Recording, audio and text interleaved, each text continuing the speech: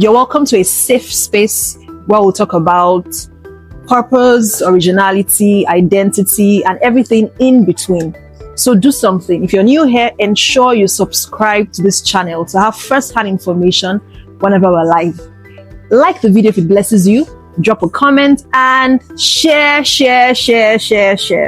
Be blessed as you watch. God bless you.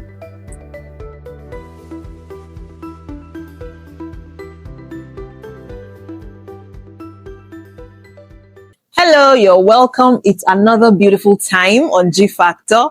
And today I have one of my mentees, Miracle. Roll the drums.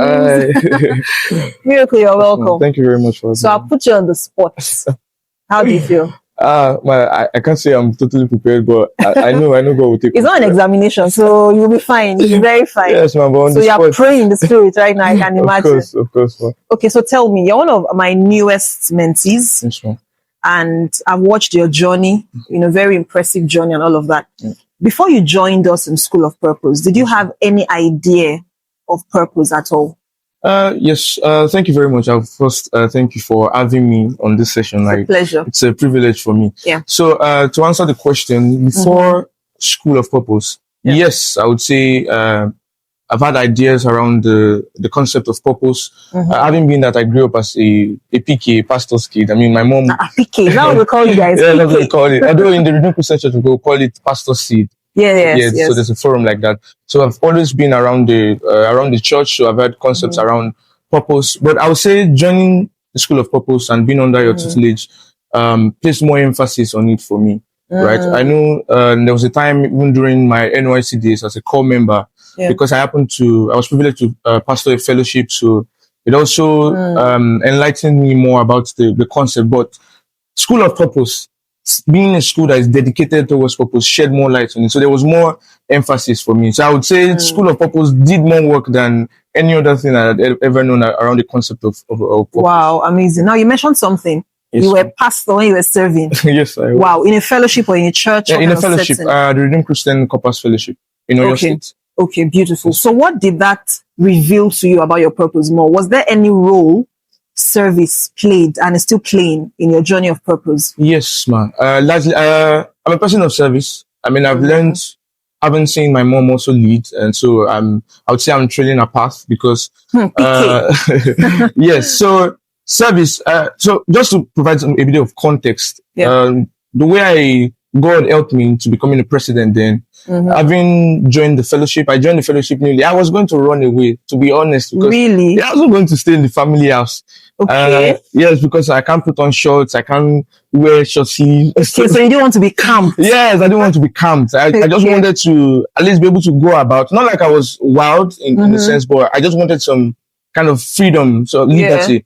So I said I was going to live here. But I would say, fortunately, I didn't have the means to get a place of my own. Right. So I was constrained to stay there. So when I joined, and then I joined the fellowship was ongoing. But being the kind of person that I am, I could not sit still in the house of God. I had to find something to do. So thankfully I could play the drums. So and I saw that they had the drum sets there. Although they had drummers there, but since I could also play too, I started playing the drums for them. Then later on, the president, the sitting, did I call him Incuban president? I was leaving, and then he called me and he told me he was going to hand over to me. He wasn't supposed to tell me. He just told me unofficially he was going to hand over to me. I begged him, please. You were trying to be free. Yes. But God had his he had his plan all along, right? So I think my name, Miracle, also implicates me because looking down from when I was in primary school, secondary, there's been just a trail of leadership everywhere I go to. They just want to place me somewhere. I don't lobby for it. It just finds me.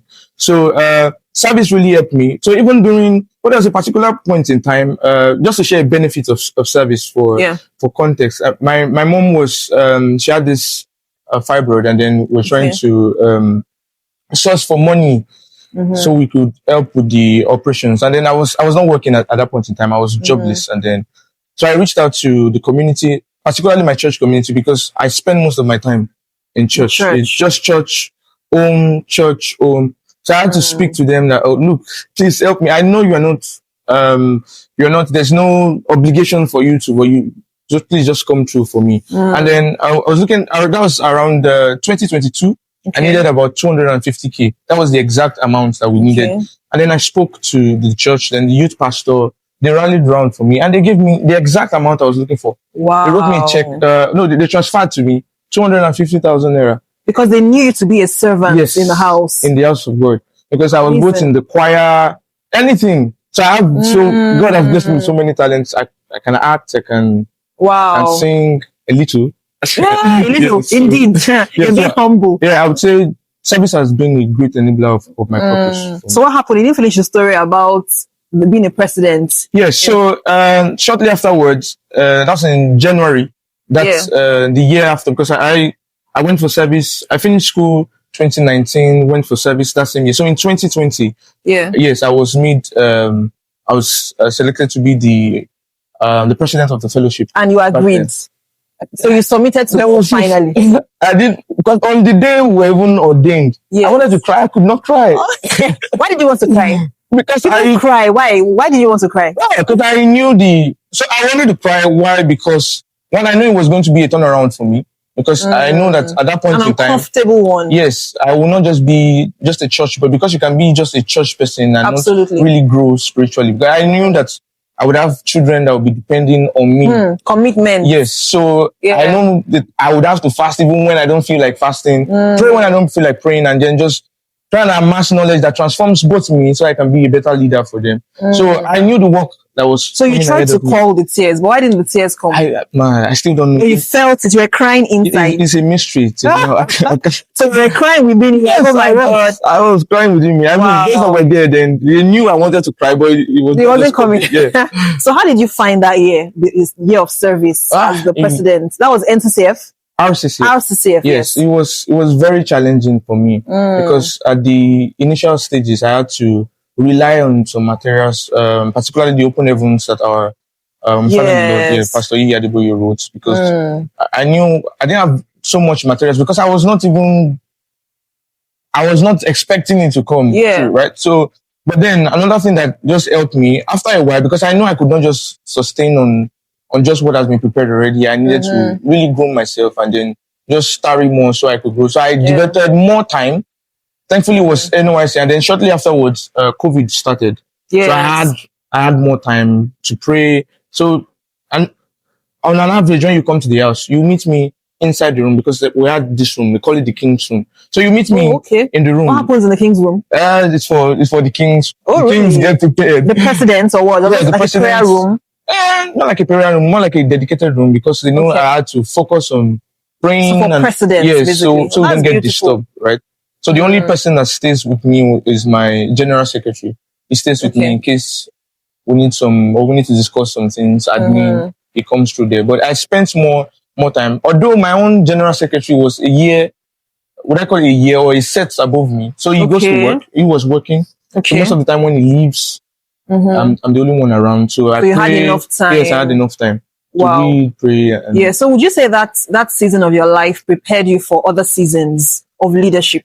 Yes, it did, because I really did learn a lot then. Because I wasn't working, so I had more time to sit still, to pray, and to just read on the Word of God. So it did help me.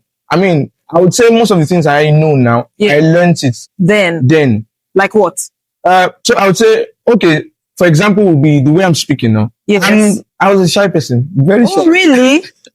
I was a very shy person. I could not, even the earlier stages when I became a president, there were times when I can't look at your face. I would just be looking at the door, or be looking at, because the door is just opposite the altar, or be looking at the... preaching, you mean? Yes.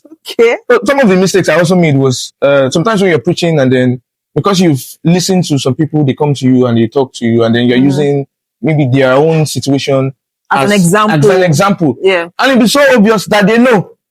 Can you imagine that? They know that and you're talking. Feel terrible. Yes. Like, that's my story. They feel terrible. And sometimes I just had to, look, it was not meant to be like, because they will come and I appreciated the fact that they came to meet me. Yeah. Because I was, they found me as somebody they could relate with. But they came to meet me to tell me, and then I like, okay, look, it was not meant to be like this. But then I had to learn not to, I mean, just like for lawyers that have privileges with their clients, it's supposed to be a pastor. Yeah, like a medical doctor and patient pastor, also. congregation, confidentiality. Yes. Yeah, beautiful. So I know that you have so many leadership roles right now. Yes. From that time till now, so many roles. And I first of all got to know you during the Purpose Academy. Yes, ma'am. And then you asked a question in class about, I think, how to balance several roles. Yes. So did my advice work for you? What was your advice then? I can't quite remember what I told you to do, but did it work? Yes. What have you done to be able to balance all of these expressions of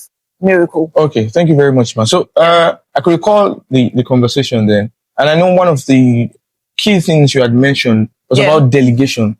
To be able to delegate the task. And then just thinking about it now, I also know that Moses had to learn delegation too, because everybody was going to him, and his father-in-law was like, look, you're going to kill yourself. Wear yourself out. Yes. Yeah. So I had to learn it, because I know for certain that these leadership roles are not going to reduce anytime soon. I know they'll keep coming more, because I would say people see me more like as a go-to person. You want delivery, you want execution. Okay, Meet Miracle, it will do it for you, right? So I had to learn, based on the advice you gave to me, how to learn to delegate. Okay, you handle this. I cannot be here at this time. So for example, today I have a house fellowship center that I pastor by the grace of God. Okay. Right. I know that I will most likely not be able to meet. Even if I get to Lagos sometime, I will definitely be tired. I already spoke with somebody. Oh, you guys have to handle this thing. You know how this is what you do. This is what you do, because I can't be there at all times. So trying to also groom them to be able to stand while I'm not around, because it's the work of God. It's not dependent on me. Tomorrow I can leave. And it will not fall because I'm not there. Yeah. Right. And that's one very profound thing you talked about. And then you mentioned that people always say miracle can do this. Yes, ma'am. And like I say all the time, when you walk in the line of purpose, you just emerge a leader. Yes, ma'am. You can't fulfill purpose without people following you. It just works that way. And then you mentioned delegation, but in addition to delegation, it's very important to note that one also has to train people. Yes, because you can't delegate to people who are not competent. Of course. So do you have a way of pouring into people what God has poured into you? Yes, ma'am. What system do you do? Do you run this by? Okay. Aside the fact that I have a kind of like opened up policy where you can meet me and then we speak about it in church and all. So I try to relate to them in a way that it's comfortable to you. So I don't speak to you like an high-ended person, like I know it, or I meet you at the level where you are. And look, I've been there before. So I understand where you are. So I kind of, when you're discussing with me, I look at the central point where I've been at before. Yeah. So that from that angle, I can enter through to you. It makes you break down your barriers, and then you're like, okay, this person actually gets me. And that's what I run actively at my house fellowship. Everybody wants to go to the house fellowship center that Miracle runs, because I have both children, I have teenagers, even adults in my house fellowship center. Because they come, we're discussing, and it's relatable. We're discussing the word of God. And I'm not discussing it based on maybe prehistoric times. I'm bringing it so that you understand, using real life examples. And then I give you the opportunity to ask questions. It's a safe space. Nobody is going to turn you down and say this. And when you ask me questions, I don't know. I'm like, look, I don't know it. Maybe some other person knows it. So I don't claim to know all. When you give me a question I don't know, it's either I tell you I'll get back to you, or ask somebody and I believe would know it at that point in time. So beautiful. And it's been working so far. Wow, amazing. You mentioned something also. You said when you were in family house, you were kind of concerned about being a leader because you wanted to be free. Wear your shorts, wear your tops and all that. Did anything change, or you just somehow found a way to balance it up? Being yourself, yet serving God? Because people might feel it's hard to serve God now because people try to camp you, contain your real self. Yes, ma'am. And you have to act in a particular way to be a pastor or to be a servant of God. So did you find a way of balancing, or did you just have to change? Okay, so I would say what I learned during that time is, and I think it's an advice to many other people out there, something they can learn from, is you don't truly know yourself. You find yourself in God. So I thought I just wanted to be free, to be able to do the things I wanted to do. But then when I settled down to, okay, let's do this. God has told me I need to do this now. I mean, you've put me in this position. I need to do it. And then I found out that the things I thought I was running away from were things I actually enjoyed to do. And then I found out that there's a way liberty too can be very dangerous, because you'll be like on the borderline. You will not even know when you've crossed over to the other side. Absolutely. So in purpose, I found out that the things that I thought I knew about myself, or the things that I thought and I love doing, or some things I could not place. I found out that I could actually place them. Oh, this is why I have this talent. This is why I can do this. This is why I can sing. This is why I can work. Oh, this is why when I wear certain things, I don't feel comfortable because I know it would affect people, right? It would affect those. They will not be able to understand, okay, that this is why this is happening. But then in God, I found out that everything had a label. I could just place it that, okay, this is why I was actually crafted this way. Because it came to a point when if you are in the choir, you say you are not going to sing. I will sing. I will sing. Yeah. So you know that I will be able to do it. So God helped me so much that I was able to do, when we're doing, maybe want to go and minister out there, I don't sit back and say, okay, as I'm a the leader. person. Yeah. No, I join them. We sing together. We sing together. We do all things together. So I was both learning, I was both being a leader, and I was also following them. I was on the same level with them. Sometimes I go to the brothers, we chat, we talk, what are the challenges you have. I chat with the sisters also. So there was just a balance. I was not just locked up in the king's room. Yeah. Yeah. And then I allowed people to, okay, for especially the brothers, ladies cannot enter the king's room. Okay, you can come and then we talk. Oh, there are issues like this. Yeah. And then we come together. Okay, how do we, I don't place the burden on myself alone. I call forth for you. Okay, please, let's come together. Let's do this thing together because we're all going to reap the benefits of it. So, so you didn't have to, bend over double because you were trying to be somebody else. No, not at all. You didn't have to curtail yourself. You just kind of evolved. Yes, I evolved. Yeah, so you're still miracle. Yes, I am. But even in that, your elements, you can still fulfill God's purpose without having to cower or anything. That's beautiful. Yes. You also mentioned something about not being sociable. Well, I assume so. You said from church to school or something. From church to my PPA center, then I come back. And it's still the same process. It's still the same now. Yes. So how do you cope with people? You're a people's person because you have to be as a leader. Yes, I have. So how do you find that balance? Okay. So wait, hold on. Would you say you're an introverted person? Well, if I say I am, there are many people that would not agree. Yes, I agree. I have both of them.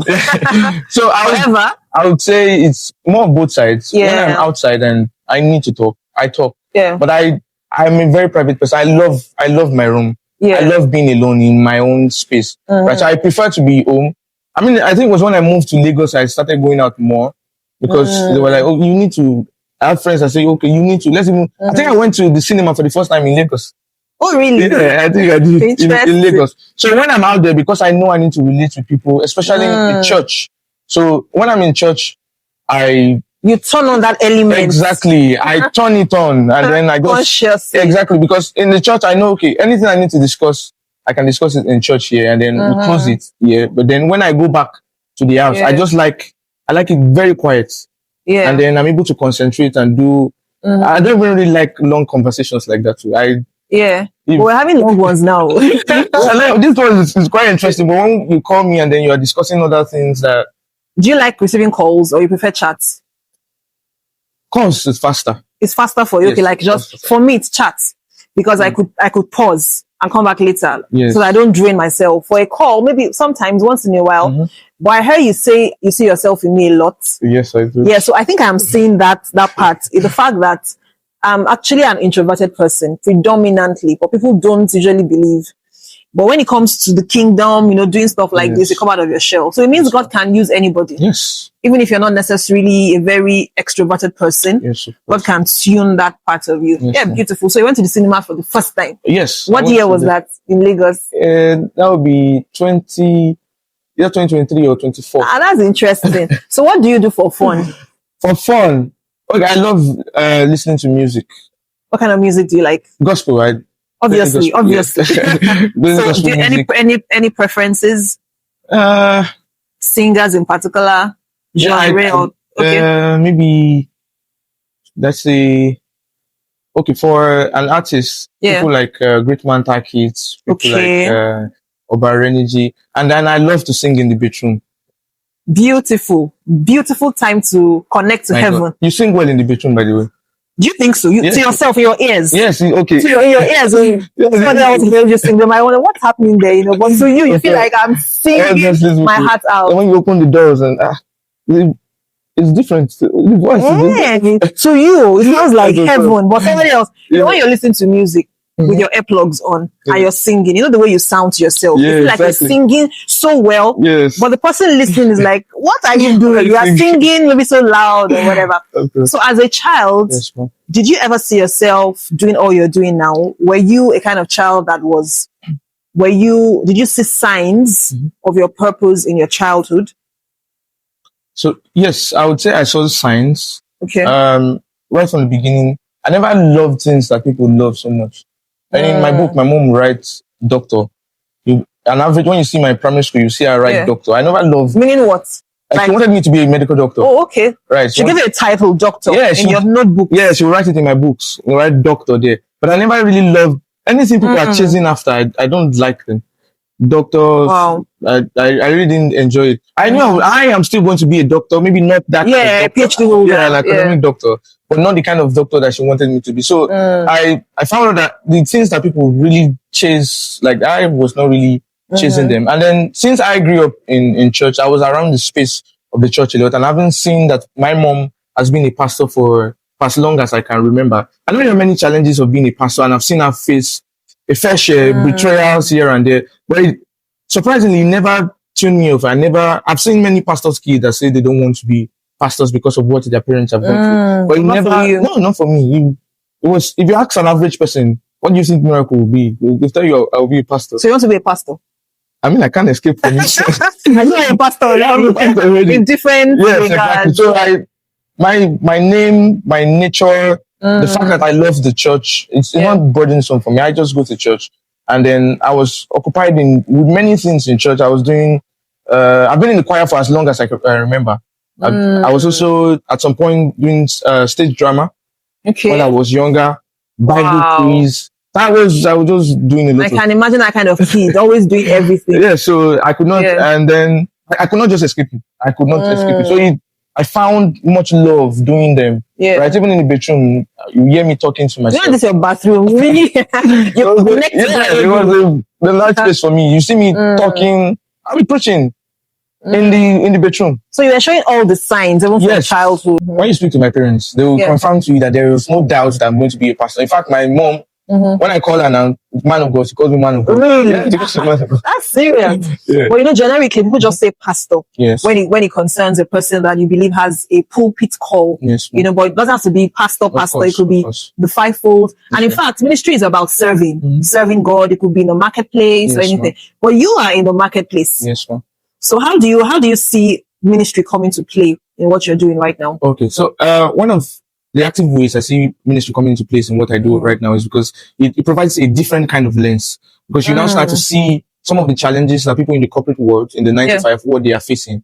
And in this year, by the grace of God, I'm working on a project where we'll be speaking about some of the challenges that Christians in the working space, in the corporate world, are actually facing. Because many are actually facing challenges in terms of their devotional lives. You know, for somebody that lives in Lagos, for example, you have to wake up very early and then traffic. Yeah, so sometimes your devotion has to be in the bus and you're going to work, and then somebody's pouring water on you or just talking to you at your own shift.